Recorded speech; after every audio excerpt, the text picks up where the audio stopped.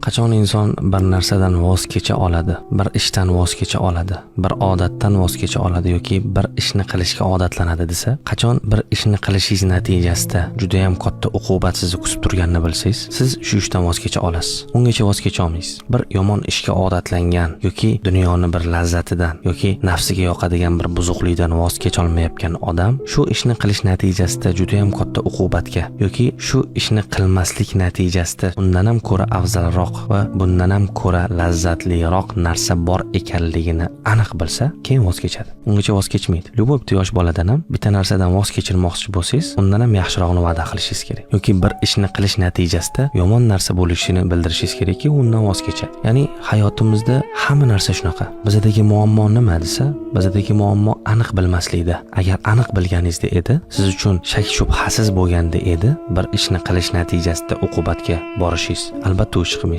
Albatta men ahmoqmanmi deysiz. Masalan, siz tepa etajga chiqib o'zingiz tashamaysiz pastga.